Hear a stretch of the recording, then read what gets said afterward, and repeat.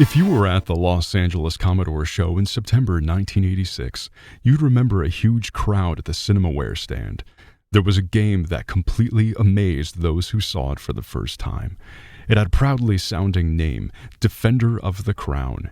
And when released for the Amiga later this year, the title met the expectations. It immediately set a new standard for graphic and sound quality in home computer games.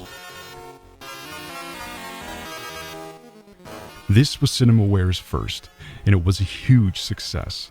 The developers obviously intended to make the most out of the technical capabilities of the Amiga, a brand new machine that was released to the world just a few months before. The bet was won. The game was a real pleasure to your eyes and ears. It was totally groundbreaking for its time, an instant classic, you might say. Reviews in computer magazines almost unanimously stated that Defender of the Crown demonstrated the Amiga's graphics, and that it established a new level of quality. Indeed, the game had richer graphics than any computer, console, or even arcade game could boast at that time. In the years that followed, the game was ported to the Commodore 64, Atari ST, MS-DOS, Macintosh NES, Amstrad CPC, and other systems, and there even was an unofficial ZX Spectrum version.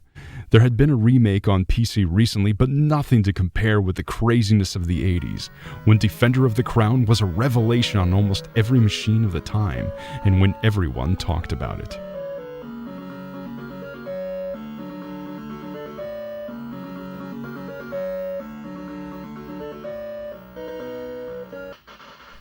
Interestingly, since the initial release had been rushed to the market due to Cinemaware's financial strains, the Amiga version didn't contain all the features originally planned for.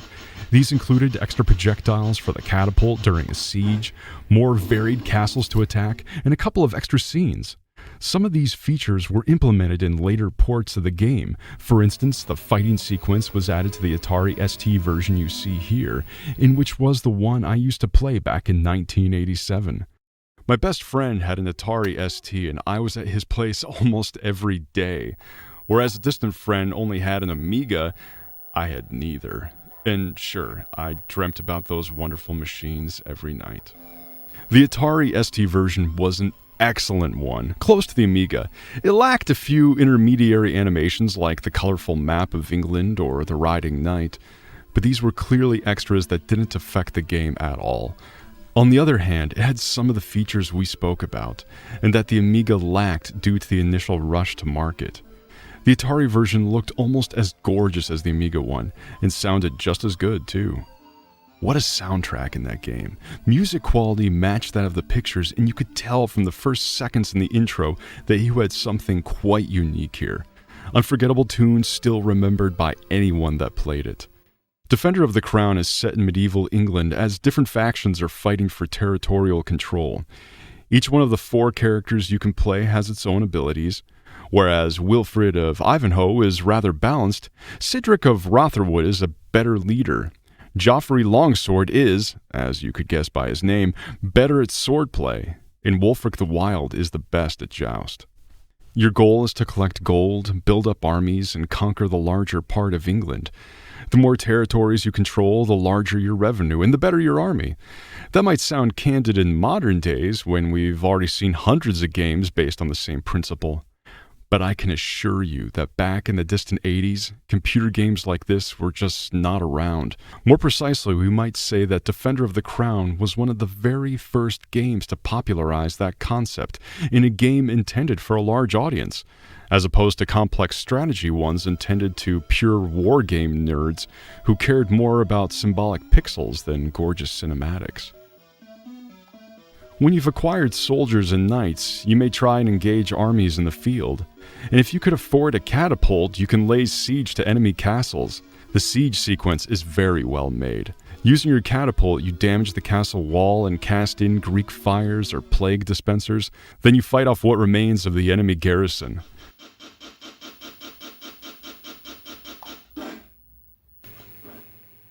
The battle sequence is certainly the least efficient of all, or put another way, it's the only average one, while all the rest are just splendid. There are interesting tactical options to choose from, but the sequence runs so fast that you don't have time to make any combination. so that the fight in its rendering remains largely a symbolic one, nothing to do with the amazing full-screen scenes of the rest of the game. Territories could also be won in periodic tournaments, unless you chose to joust for fame only. The joust was the most gorgeous scene of all, with no less than 5 awesome animated subsequences. I think these screens were the most memorable of all. To see that just one subset of the game could be rendered like this, with 5 different dedicated screens, each one of which was jaw-dropping all by itself, that was absolutely incredible in 1986. We were kids back then and had played many games on different machines. We knew what we could expect, so we could tell for sure that this one was really outstanding.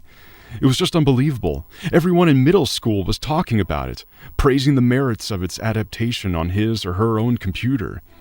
Aside from its amazing realization, jousting was difficult.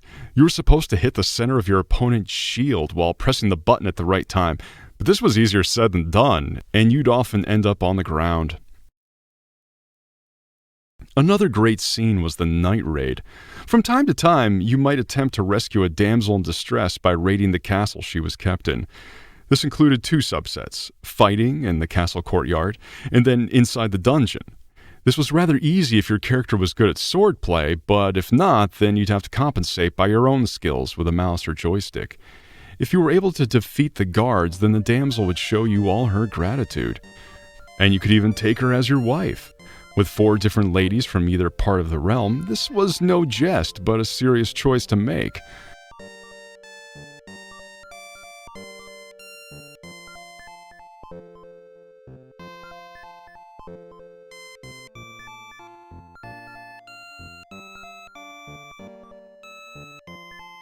You could also seek help from the legendary bandit Robin Hood in the Sherwood Forest, and on the other hand, your opponents may league together against you.